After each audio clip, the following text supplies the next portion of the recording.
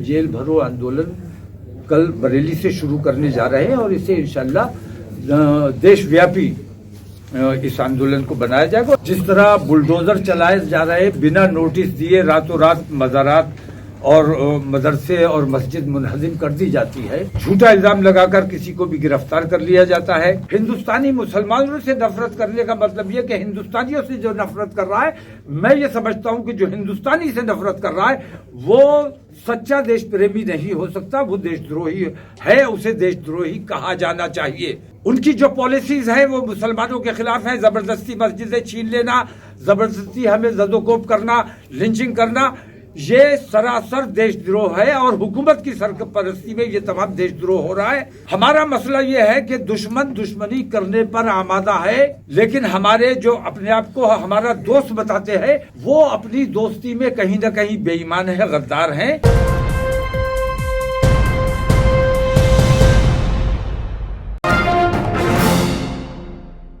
आज मुख्तलिफ पार्टियों और मुख्तलिफ सूबों को लोग यहाँ जमा हुए और मुल्क में जो मौजूदा हालात हैं, जिस तरह हुकूमत बेईमानी कर रही है और हुकूमत की सरपरस्ती में विश्व हिंदू परिषद और बजरंग दल जैसे आतंकवादी तंजीमें देश में उत्पात मचाने का काम कर रही हैं, जिस तरह हुकूमत के दबाव में कोर्ट फैसले करने पर मजबूर हो रहा है, जिस तरह बुलडोजर चलाए जा रहे बिना नोटिस दिए रातों रात मज़ारात और मदरसे और मस्जिद मुनहदिम कर दी जाती है, इन तमाम चीज़ों से कैसे नबूर्द आज़मा हो।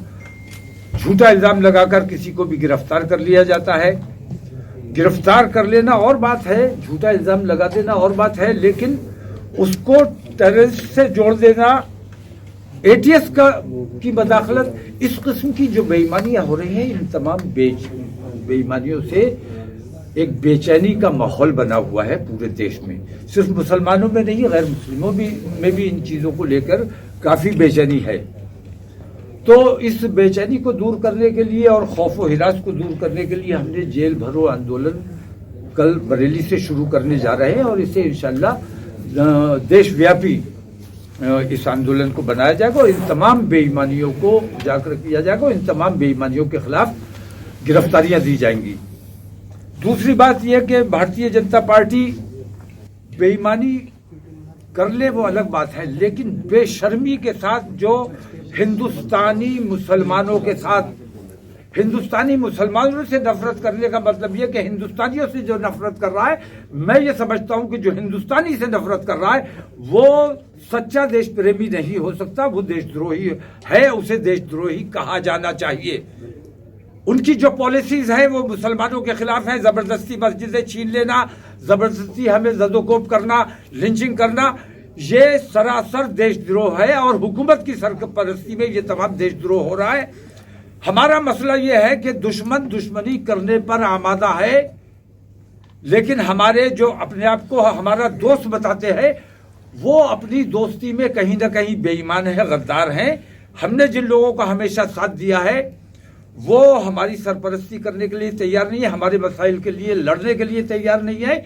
इसलिए हमने ये फैसला किया है कि हम जो छोटी छोटी पार्टियां हैं ये तमाम मुत्तहिद होकर एक प्लेटफॉर्म तैयार मुत्तहिदा महाज बनाया जाएगा और अगला स्टेप जो है हमारा 16 या 20 तारीख को इंशाल्लाह अगली मीटिंग है हमारी, उसमें SC ST OBC और तमाम दीगर माइनॉरिटीज़ हैं उन सबको जमा किया जाएगा और एक मुत्तहिदा महाज बनाकर ये पैगाम देना है कि वोटिंग नेगेटिव नहीं करनी है।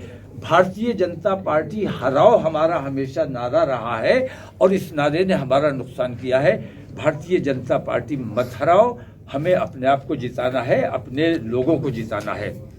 तो इसके लिए हिंदुस्तान के तमाम मुसलमान इंशाल्लाह इस बार मुत्तहिद रहेंगे और मुत्तफिक रहेंगे।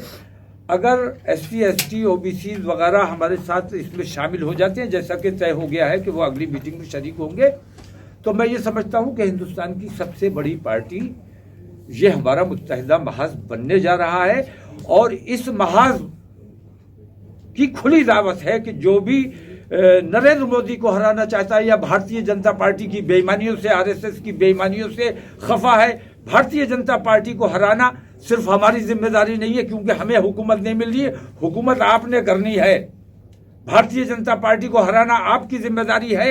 हम अपना मुत्तहिदा महाज बना रहे हैं, आप लोग आइए, हमारा साथ दीजिए, हुकूमत आप करना। लेकिन अब तक हम आपके पिछलग्गू रहे हैं, आपने मुसलमानों के साथ सौतेला व्यवहार हमेशा किया है। अब हम आपके साथ रहने को तैयार नहीं है, आपका झंडा उठाने को तैयार नहीं है। हमें हिस्सेदारी चाहिए, हिस्सेदारी जो देने पर आमादा होगा, जो तैयार होगा, उसको हिस्सेदारी अब हम देने की पोजीशन में है। इंशाअल्लाह अगली मीटिंग में बाकी चीज़ों का खुलासा होगा। अभी कल हमारी जेल भरो आंदोलन की शुरुआत बरेली से होने जा रही है और इसके बाद दूसरे सूबों में भी शुरू किया जाएगा।